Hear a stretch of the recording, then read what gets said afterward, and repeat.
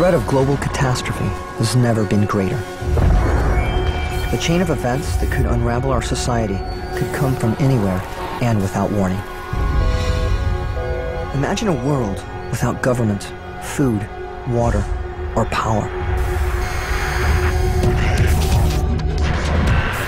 I'm Rudy Reyes. I've served 7 years as a recon Marine. I fought in Iraq and Afghanistan. I've been trained to survive extreme conditions. I'm going to show you how to survive after Armageddon.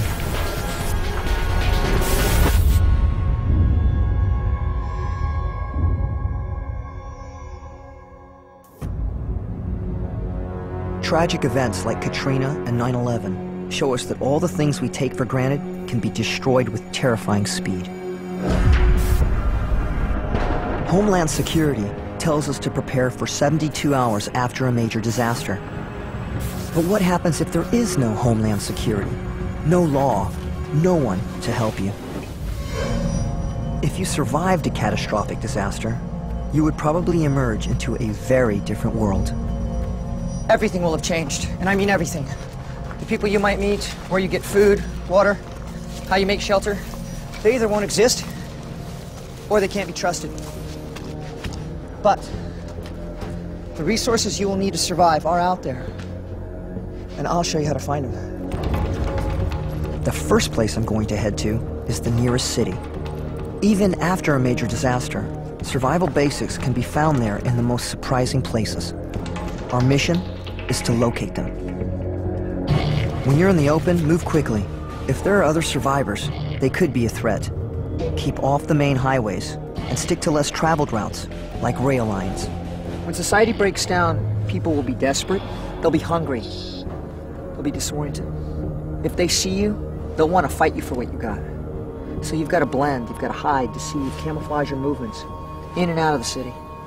So if you do run into somebody, you run into them on your terms. After a major disaster, traveling will be much tougher and potentially dangerous. Freeways could be jammed with abandoned cars, trains and airports inoperable, rivers contaminated, and bridges and tunnels blocked. If civilization breaks down and martial law is put into place, bridges will be raised or blocked to limit people's movement. We can't swim the river. Treatment plants, sewage plants, they're going to be shut down. There could be all kinds of caustic chemicals and poisons in there. Not a good idea. So you've got to figure another way around. Try not to let obstacles like this stop you. There's always a way to overcome them. I know it looks crazy, but with proper procedure, it can be done. Using an old tire iron I found, I'm going to improvise a grappling hook. With the rope I've got in my pack, I'm going to make a simple ladder to climb up onto the other side. All right, we're going to have to make some handholds and some footholds. It's a butterfly knot. The butterfly knots will act as a rope ladder and let me climb up once I've swung out. Great handhold, great foothold, equal tension, both up and down, very secure. This tire iron will make an ideal grappling hook. Twist. Tire irons and crowbars like this will be easy to find, and they have 1,000 uses. They easily earn their weight in my pack. All right, here we go. All right, you're looking for a really good anchor point. This looks like a great anchor point, not too far away. We're gonna try to get it in there, give it a tug. If we've got some positive purchase with this grappling hook, we're good to go.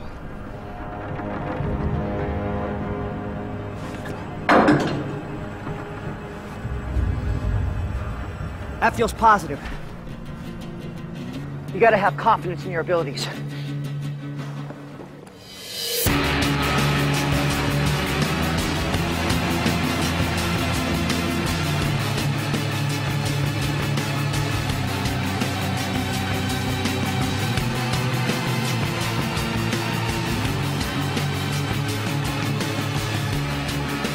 The rope would be too thin to climb without butterfly knot handholds.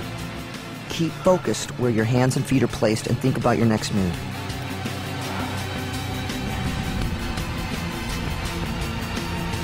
Don't ever let your concentration falter. It's a long way down to the river.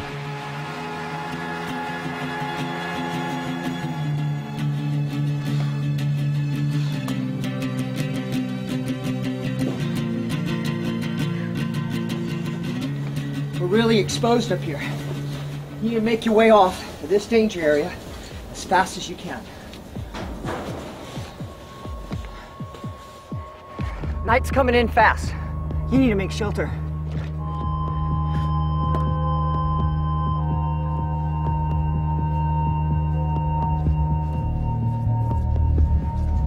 These broke down buildings, they look scary, but the light's fading. You need to get some cover, concealment, some shelter.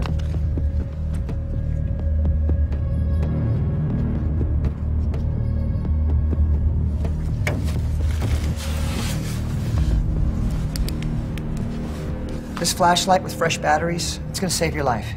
Keeping it going, however, that's gonna be a challenge.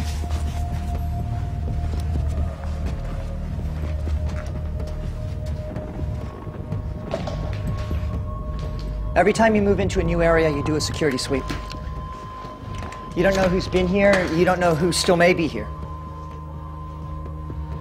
You carry your flashlight just like so you can use it as a weapon if somebody does pop out around a corner with a bad attitude.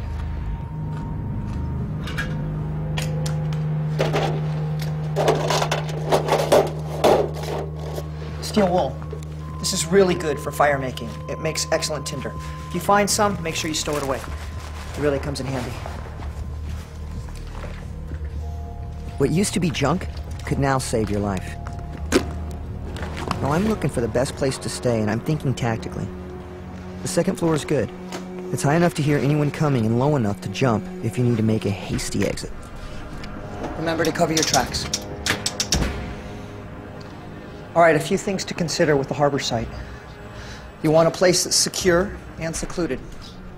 Also, you need to be able to fight and defend yourself from this position, and you need an escape. If you got to make a hasty retreat, it's got to be something that you can get to and get out fast. It's not the Hilton, but it's going to do good for us.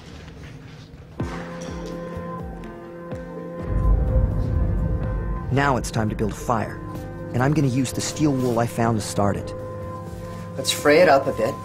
There we go, because as these little baby wires get pulled out from the big mass, they're going to catch a lot easier. And now here's the trick.